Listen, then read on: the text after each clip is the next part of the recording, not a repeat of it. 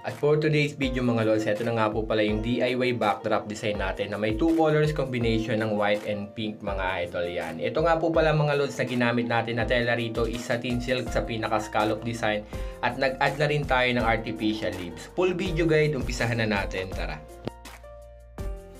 Dito mga lods, ang una ko lang ginawa ay ipinasok lang natin sa pinaka-frame natin yung ating cloth mga idol yan. Dito is pinatahin na natin mismo yung ating Gina cloth na sakto sa pinaka-tubo natin sa panel natin para hindi na tayo nahihirapan na maglagay pa ng pin. Pero kung wala naman kayong nakatahi, pwede ninyo naman siyang isampay tapos lagyan nyo lang siya ng pin mga lods yan.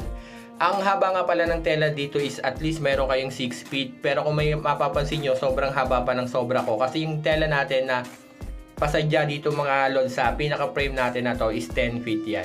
At after natin matapos yung pinaka-base mga idol, ito na yung pinaka-satin silk natin. Dito is pinold ko lang siya sa gitna, pinagpantay lang natin. At yung pinaka-gitna niyan is sinukat ko lang papunta sa kaliwa yung pinaka-dulo ng frame tapos ipinold natin siya mga lods yan. Para pantay po yung magiging sukat ng ating scallop design.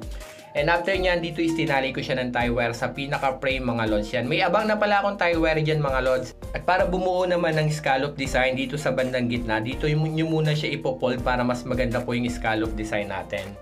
Tapos dito naman sa pinakadulo, dyan nyo naman siya ipopold. Tapos i-release nyo na yung hawak nyo sa gitna. Tapos tatalian nyo na siya ng ating tie wire. Tapos kung magulo yung pinaka-swag or scallop design, is check nyo na lang, ayusin nyo na lang mga idol yan. At kung mapapansin nyo, medyo nakalaylay yung sa pinakataas. Pwede nyo batakin yung pinakatali niyang tie wire. Kung hindi naman, pwede nyo siyang lagyan ng pin para hindi mapapansin yung pinakaibabaw mga idol na nakalabas yan. Ganun lang gagawin nyo, batakin nyo siya sa tie wire or pwede nyo siyang lagyan ng pin. And after nyan, dito sa bawat corner or sa pinakagilid is magpo-fold tayo ng at least nasa 5 inches kada fold. Dito nga mga lods, depende sa haba ng tela nyo. Kung mas mahaba ang tela nyo, dito sa ginawa natin is nag-fold lang po ako ng 3. Pero kung pwede po dito ang 4 or 5 para mas malaki po yung pinaka flower fold or yung crumple design dito. Pero yung sa atin is maiksi na lang yung cloth natin, kaya ang ginawa natin is 3 lang mga idol. At ang sobrang tela is inikot lang natin sa pinaka frame natin. And after nyan mga idol, isahatakin lang natin siya ng pasigsag. Depende sa inyo, pwede naman siyang pasigsag, pwede namang diretso lang na crumple design lang. Dito nga mga lods is 3 lang yung ating ginawang fold, kaya pasigsag yung ginawa natin para mas malaki yung sakop niya. Tapos check nyo na lang or bilugin nyo na lang para mas maganda yung magiging itsura or pinaka magiging design niya. And after natin matapos dito naman tayo sa kanan mga lods. Ganun lang din ang gagawin natin, magpo-fold lang din tayo ng 3. Hahatakin lang din natin ng pasigsag. Yung satin silk nga pala or light pink na ginamit natin dito is nasa 8 yards yan mga idol yan.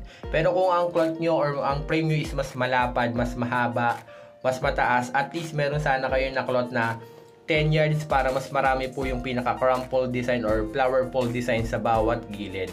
At pagkatapos natin magawa, eto na yung itsura niyan. Para mas gumanda siya, pwede nyo siyang i-add ng artificial leaves.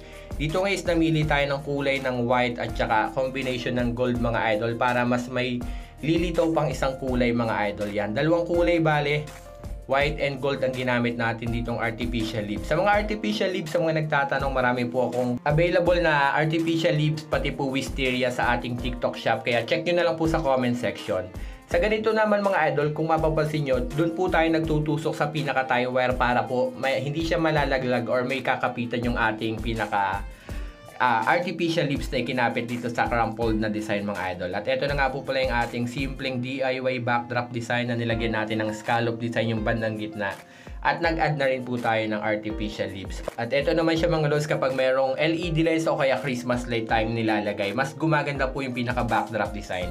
Sa ganito nga ang design mga idol, kung sa party nyo siya gagamitin or pinaka birthday, pwede po kayo mag-add ng garland balloons and tower balloons magkabila para mas gumanda pa. At syempre maraming artificial leaves and maraming artificial flowers sa cake stand mga idol para mas lumitaw po yung pinaka backdrop design. Sa sunod na video is gagawan po ulit tayo ng DIY backdrop design, kaya follow for more at huwag nyo kalimutang i-share. Maraming po salamat.